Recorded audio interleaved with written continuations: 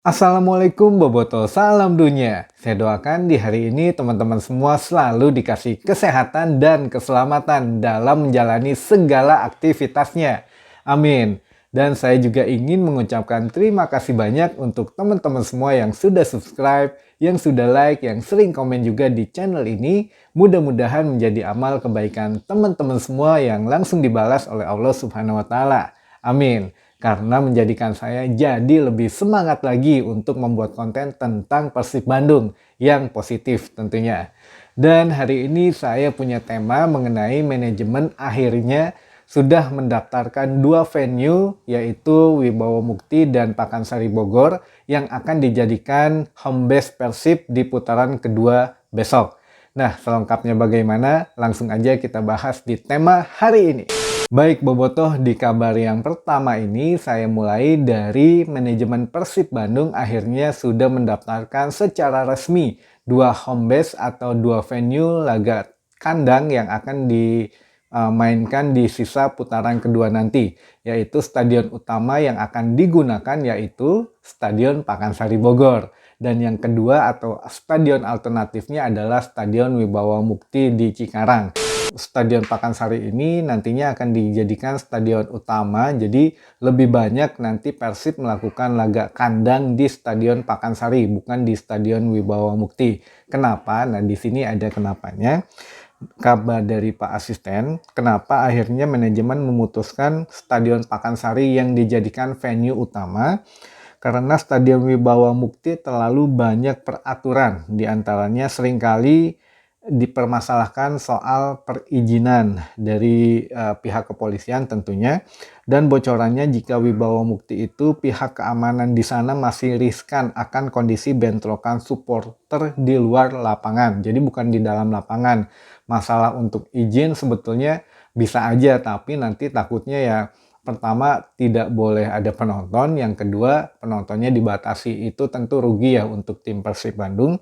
Jadi manajemen berpikir justru tim Persib saat ini butuh dukungan maksimal dari bobotoh atau dari supporter. Kalau malah nantinya akan berdampak supporter yang datang dibatasi, lebih baik memilih venue lain kalau selain di Wibawa Mukti gitu ya. Dan Wibawa Mukti pun akan dijadikan sebagai alternatif stadion saja. Dan itu sudah didaftarkan kepada PT LIB secara tertulis.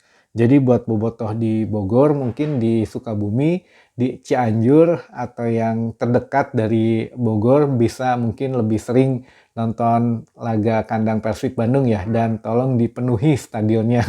Dan kita masuk di kabar kedua. Pertandingan besok antara Madura United melawan Persib Bandung masih sesuai jadwal yang dikeluarkan oleh PT LIB, yaitu kick off pukul 18.30 waktu Indonesia Barat, dan bisa disaksikan di Indosiar ataupun video.com secara live streaming. Dan Luis Milla juga tidak membawa dua pemain andalannya, yaitu Rahmat Irianto dan Febri Haryadi, yang katanya masih dalam proses tahap pemulihan dari cederanya. Dan mudah-mudahan bisa dimainkan katanya di laga kandang Persib selanjutnya di Stadion Pakansari minggu depan, hari Kamis tanggal 26 Januari, itu melawan Borneo FC. Karena kan penting juga nih melawan Borneo, jadi 3 pertandingan ke depan Persib akan menghadapi tim-tim yang memang ada di papan atas. Baik, masuk di kabar yang ketiga. Saat ini kita akan membahas tentang tempat latihan. Tapi belum masuk ke training ground atau training center ya. Ini baru tempat latihan continue saja atau yang standar saja. Jadi ini memang masih diusahakan oleh manajemen karena beberapa kondisi yang dikeluhkan oleh tim pelatih jika sering berlatih di Siliwangi katanya. Dan untuk saat ini memang manajemen sedang mengusahakan tempat latihan di sekitaran Bandung Raya saja. Dan tentunya di lapangan dengan rumput alami, bukan yang sintetis. Jadi memang sempat beberapa kali dikeluhkan untuk lapangan Siliwangi ini karena membuat pemain katanya tidak nyaman pada saat latihannya ataupun gangguan-gangguan lainnya. Lalu di sini ada beberapa gosip yang mungkin nanti saya coba bacakan lagi. Jadi sempat beredar kabar kalau di Siliwangi itu katanya pemain tidak nyaman untuk menggelar tempat latihannya, lalu tidak bisa fokus juga karena banyak supporter yang hadir ke sana dan juga sewa stadion Siliwangi yang mahal. Nah ini semua gosip itu tidak benar ya, walaupun ada beberapa akun-akun di luar sana yang bilang A, B, C, D, tapi itu tidak benar sama sekali. Memang pemain diakui harus beradaptasi dengan kondisi lapangan latihan saat ini di Siliwangi yang memang sintetis gitu ya. Tapi itu sudah tidak masalah katanya untuk saat ini, karena adaptasi tentunya di awal-awal saja, tapi kalau sudah sering, sudah membiasakan, itu sudah tidak ada masalah lagi.